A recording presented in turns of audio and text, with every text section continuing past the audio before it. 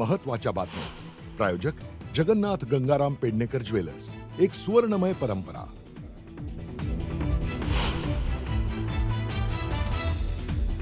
मतदार यादीतील घोळाची चौकशी होणार. विरोधी पक्षांना समोर आणलेले सर्व घोळ तपासण्याचे मुख्य निवडणूक आयुक्तांनी दिले आदेश.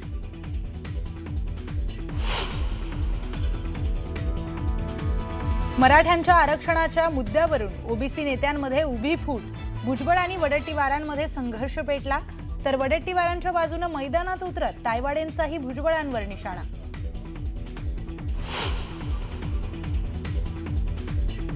भुजबळांनी गैरसमजुतीमधून वक्तव्य केलं असेल. भुजबळांना भेटून समजावून सांगणार. दिवाळीनंतर सर्व ओबीसी नेत्यांची बैठक घेणार. विखे पाटलांची प्रतिक्रिया.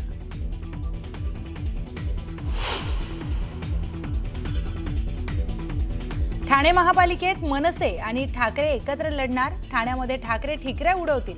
ठाण्यात 75 पारचा नारा आम्ही देतो. ठाणे महापालिकेमध्ये ठाकरे बंधू एकत्र लढण्यासंदर्भात राऊतांचं मोठं विधान.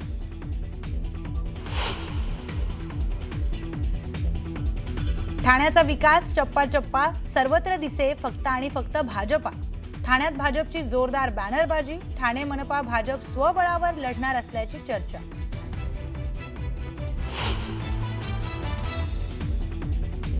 तुमच्याकडे काहीच नाही असं म्हणू नका. आपल्याकडे दादा आहेत. तुमच्यासाठी बँका खाली करू. सहकार मंत्री बाबासाहेब पाटलांचं वादग्रस्त विधान.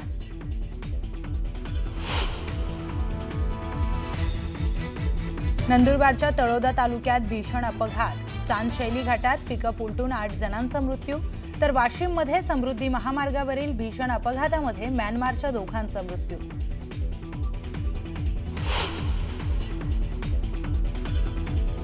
धनत्रयोदशी निमित्त सोनं खरेदी करण्यासाठी ग्राहकांची गर्दी. सोन्याच्या दरात 3 तर चांदीच्या दरामध्ये 5,000ची घसरण. सराफा बाजारात ग्राहकांचा उत्साह.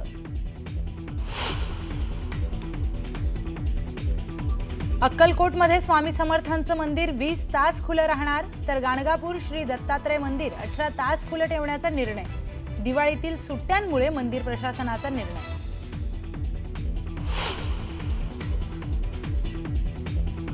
नवी दिल्लीतल्या बीडी मार्गावरील खासदारांच्या इमारतीला आग. अग्निशमन दलाकडून आगीवर नियंत्रण. सुदैवानं कोणतीही जीवितहानी नाही.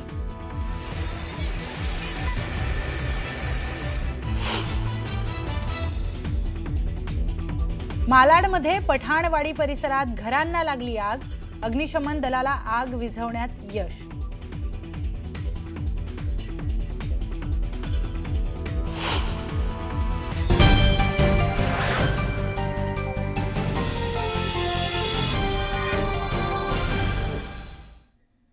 नमस्कार, मी प्रियंका लाठी. बातमीपत्रामध्ये आपल्या सर्वांचं स्वागत. बातम्यांचा वेगवान आढावा घेऊयात. पाहूयात दुपारच्या 100 बातम्या.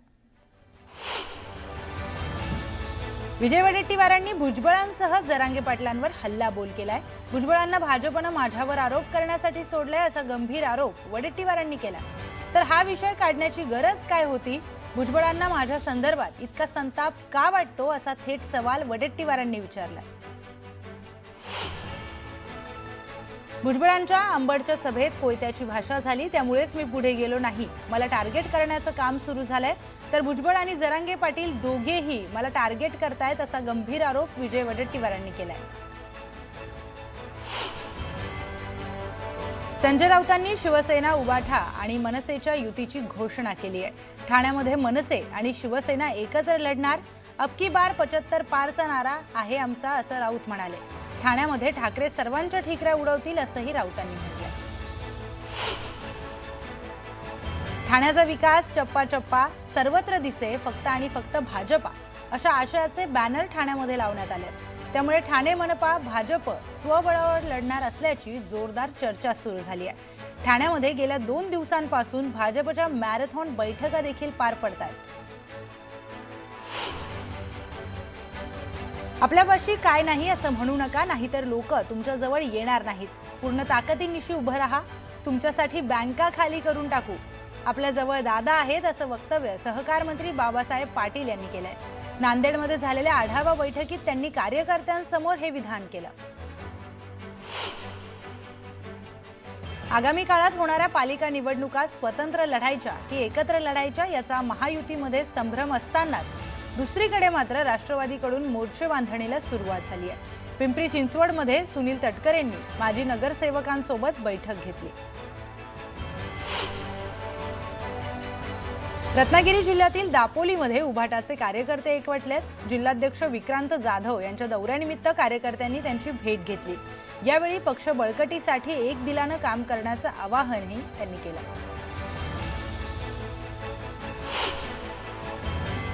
जयकुमार गोरेंकडून सोलापूर जिल्ह्यामध्ये ऑपरेशन लोटस सुरू झालंय।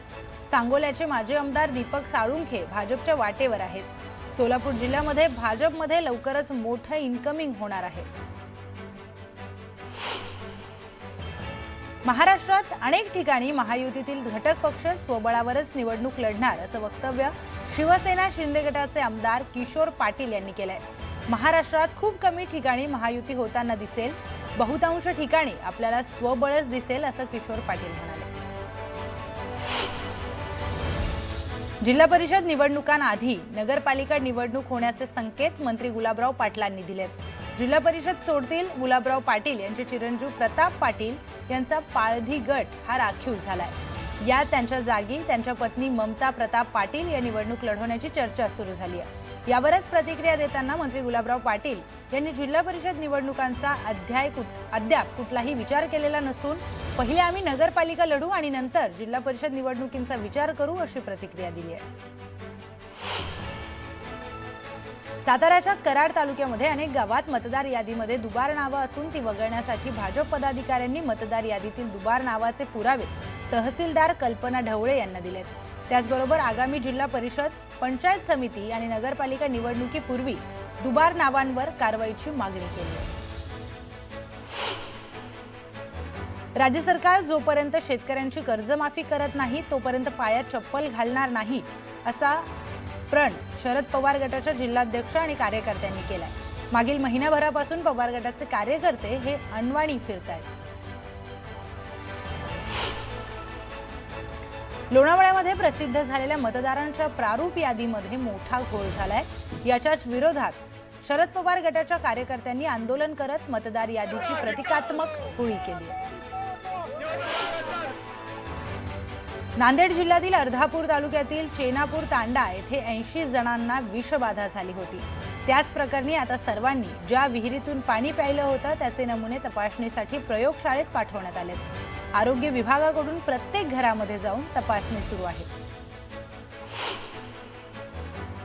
विषबाधा प्रकरणानंतर आमदार श्रीजया चौहान यांनी चेनापूर तांडा येथे भेट दिली आहे। यावेळी त्यांनी आरोग्य अधिकाऱ्यांशी देखील चर्चा करत योग्य त्या सूचना दिल्या आहेत। सोन्याच्या दरात 3,000नी घट झाली असून सोन्याचे दर 1,31,000वर गेलेत, तर चांदीच्या दरात देखील 5,000ची घसरण झाली आहे। त्याच निमित्तानं धनत्रयोदशीला सुवर्णनगरीत ग्राहकांची गर्दी पाहायला मिळते। मुंबई गोवा महामार्गावर मोठी वाहतूक कोंडी झाली आहे। माणगाव शहर ते कळमजे आणि मुगवली फाट्यापर्यंत वाहनांच्या मोठमोठ्या रांगा लागल्यात। मुंबई पुण्याहून कोकणात येणाऱ्या वाहनांची संख्या देखील वाढली आहे। दिवाळीनिमित्त पुणे नाशिक महामार्गावर पिंपळवंडी आळेफाटा ते बोटा दरम्यान मोठी वाहतूक कोंडी झाली आहे। तब्बल 25 किलोमीटरपर्यंत वाहनांच्या लांबच लांब रांगा लागल्यात। महामार्गाचं काम सुरू असल्यानं ही वाहतूक कोंडी होतीये।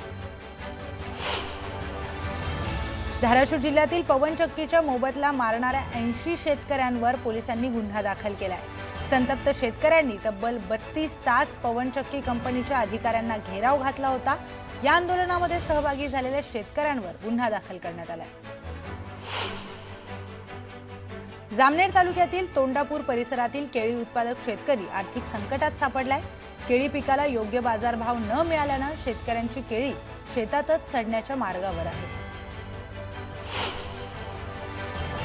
शिरूर तालुक्यातील सह्याद्री प्रतिष्ठान हिंदुस्थान या सामाजिक संस्थेकडून मराठवाडा भागातील पूरग्रस्त शेतकऱ्यांना मदतीचा हात देण्यात आलाय। या उपक्रमाअंतर्गत धाराशिव जिल्ह्यातील भूम तालुक्यामध्ये 5 शेतकऱ्यांना 7 गायींचं वाटप करण्यात आलं। अतिवृष्टी आणि वादळी वाऱ्यामुळे भात शेतीचं मोठं नुकसान झालंय। त्यामुळे आढेवेढे न घेता, नियम अटी न लादता सरसकट नुकसान भरपाई देण्याची मागणी शेतकऱ्यांनी केली आहे. बुलढाण्याच्या लेकीची भारतीय शास्त्रज्ञ म्हणून निवड झाली आहे. सायली गोंड हिनं भारताची मान अभिमानानं उंचावली आहे. जगभरातून 9 शास्त्रज्ञांची निवड करण्यात आली, त्यात सायलीची निवड झाली आहे. पुण्यातील पोस्टातून परदेशात फराळ पाठवण्यात आलाय. आतापर्यंत विदेशात 10 टनपेक्षा जास्त फराळ पाठवण्यात आलाय. सर्वाधिक जपान, जर्मनी आणि UK मध्ये हा फराळ गेलाय. सोलापुरात भाजपच्या ओबीसी मोर्चाच्या वतीनं पूरग्रस्त विद्यार्थ्यांना शालेय साहित्याचं वाटप करण्यात आलंय. सीना नदीला आलेल्या पुरामुळे तिर्रे, डोणगाव, पाथरीमधील विद्यार्थ्यांना शालेय साहित्य भिजल्यानं विद्यार्थ्यांचं मोठ्या प्रमाणात नुकसान झालं होतं.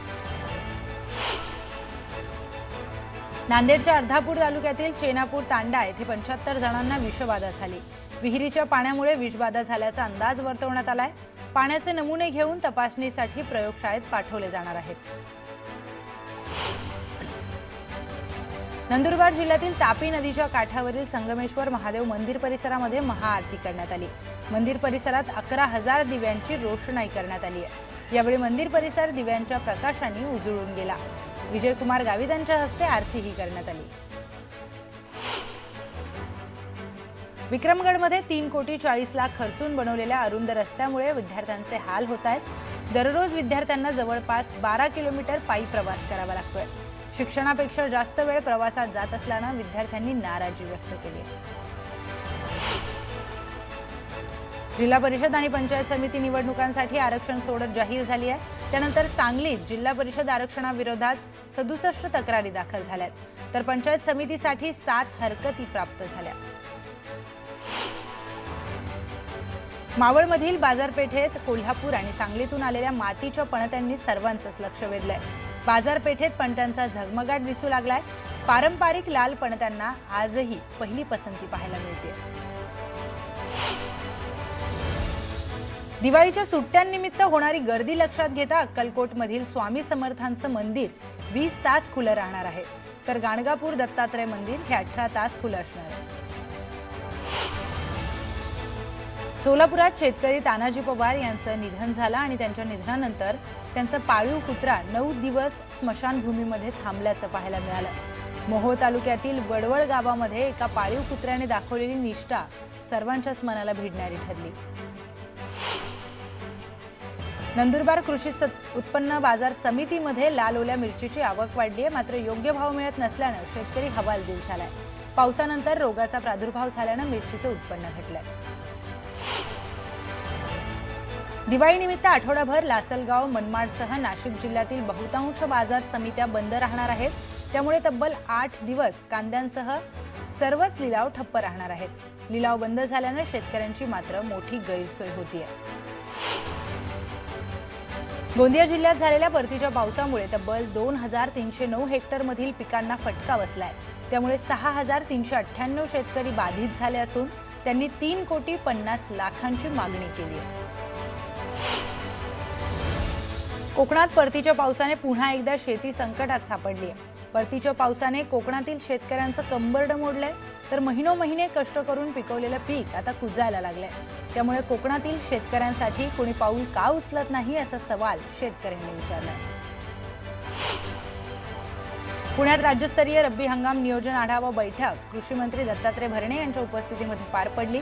रब्बीचं वाढतं क्षेत्र लक्षात घेऊन आतापासूनच बियाणं, खतं, निविष्ठा याचं नियोजन करण्यात येणार आहे.